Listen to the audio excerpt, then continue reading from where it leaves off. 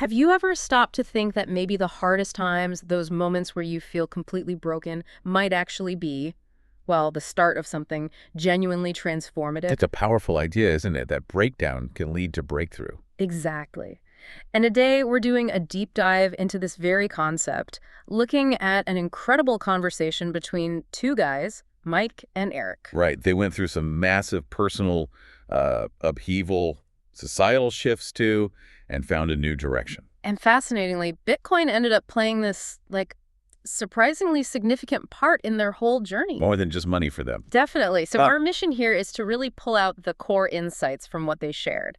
We want to explore how hitting rock bottom can somehow lead to clarity. And how all that chaos, especially around 2020, could actually trigger a kind of awakening for them. Yeah, and get into the sort of deeper philosophical stuff underpinning it all. We'll be looking at their chats, mixing personal growth, libertarian ideas, spiritual thoughts. And Bitcoin, but seen as this sociopolitical thing too. Okay, let's get into it. Sounds good. So the story really kicks off, as many do, at what they call rock bottom. Hmm. Mike especially went through an absolutely brutal time in 2020. Yeah, he talks about dealing with divorce, some serious health issues. A real disillusionment with society, like the direction things were going, and then, terribly, his mother passed away. It wasn't just one bad thing after another, though. He framed it differently. Right. He saw it as this total existential reevaluation, like questioning everything, his purpose, who he was, what he believed. Almost like life forced him into a corner where he had to reevaluate. Yeah, less a choice, more confrontation. But what's really striking is how he responded. Yeah. He didn't just fall into despair. No, he made this conscious choice, didn't he? To see the breakdown as, well, as a breakthrough. Exactly. It wasn't passive. It really pushed him, he said, to face his own flaws Yeah. and just completely reset his life's compass. And that's when he made that pretty radical move, The trailer, yeah. He decided to embrace solitude, moved into this trailer. which he called his monastery. I love that metaphor. It's very telling, isn't it? It wasn't just a place to live. It was like this sacred space for grieving, for rebuilding himself from the ground up, for deep reflection. So he deliberately stepped into the pain, almost, to learn from it. He did. He chose to harvest insights from that difficulty. A trailer as a monastery. It really sticks with you, that idea of intentional withdrawal. And from that really personal, intense space, their focus kind of broadened out, didn't it? It did. It expanded to the wider world, especially during that really chaotic time, 2020. Which was chaotic for everyone, but they saw it through a particular lens. Right. Both Mike and Eric have this strong, libertarian, sort of anti-authoritarian streak. And they talked about how the pandemic response, the lockdowns, the surveillance talk, how that felt to them. Yeah, they saw it as this clear sign of what they called creeping totalitarianism, a real exposure of underlying trends. Which raises a big question then. How do you function when your view of reality feels so different from, well, almost everyone else's? They had a metaphor for that, too. Seeing through the matrix, that came up a lot. It is. Like, they felt they could suddenly see past the official stories, the mainstream narrative. But that kind of clarity, if that's what it was for them, it came at a cost. Definitely. They talked about feeling really isolated. Even from family, from close friends, because others just didn't see things the same way or maybe couldn't understand their perspective. It really underscores how tough it can be to hold a view that goes against the grain. Yeah, the challenge of an unpopular truth, so to speak. So, okay, you're going through this intense personal transformation, this societal awakening, feeling isolated. Where does Bitcoin come into all this? It seems almost disconnected at first. Well, that's what's interesting. For them, it clearly wasn't just about digital money. Not at all. Right. They present it as something much bigger, like a gateway. Yeah, a gateway to self-ownership, taking more personal responsibility, maybe even reaching a kind of philosophical maturity. They see it actually causing change, both for individuals and for communities. And if you look broader, El Salvador becomes this really powerful symbol for them. Eric went there multiple times, right? He did. And he doesn't just talk about their Bitcoin law as policy. He describes it as a beacon of optimism. Like a symbol of rebirth after darkness. Exactly. Mirroring his own journey, in a way. And it goes beyond just one country.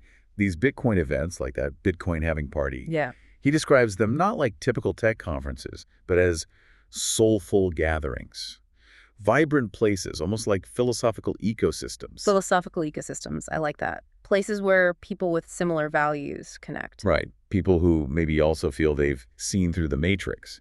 They gather around these shared ideas of freedom, personal agency, building something different. So these communities weren't just about shared ideas, they actually fueled personal growth too.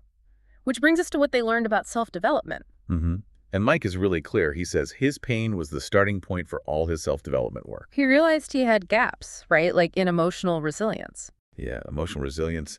And he mentioned feeling his masculine identity was underdeveloped, so it forced him to actively work on things like communication, discipline, leadership. And then as he grew through that, he started helping others. Naturally, it seems. He began coaching other men, using his own struggles as a foundation, but not by just dishing out advice, No, he said it was about walking the journey with others, being alongside them. which contrasts, interestingly, with something Eric brought up. Oh, yeah. What was that? Eric mentioned what he called his ayahuasca warning. Okay. He quoted Carl Jung, "Beware of wisdom you didn't earn." Ah, so a critique of shortcuts. Exactly, a critique of what he saw as spiritual shortcuts. He felt real, deep growth needs actual effort, the hard work, not just relying on altered states. He had a phrase for that too, didn't he? He did. He called those shortcuts a dark alleyway to the divine. Powerful, maybe, but risky, because you skip the process of earning the wisdom yourself through struggle. Dark alleyway to the divine. Wow, that paints a picture. It speaks to how we chase insight sometimes. hmm And that ties into the bigger philosophical picture that runs through their whole conversation. Which is? Well, they both seem to really dislike the whole superficial political fight. Yeah. Left versus right. I felt it was kind of pointless. Pretty much.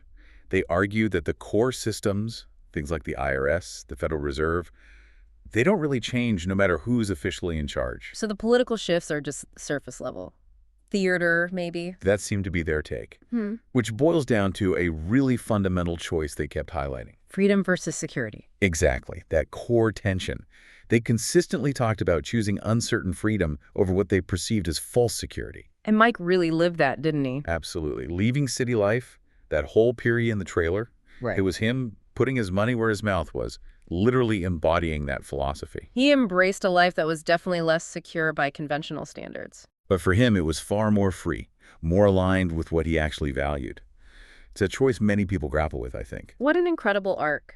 From total collapse through that really intense self-examination and this relentless, sometimes lonely search for truth. Whether that truth was philosophical, political, or spiritual. Yeah. Mike and Eric really show how you can build a life that feels deeper, more solid, out of the wreckage. And for them, Bitcoin was clearly both a tool and a teacher along the way. It really was. And building on their ideas, seeing through the matrix, the importance of earning wisdom, it maybe prompts a question for you, the listener. Oh, yeah. Just something to think about.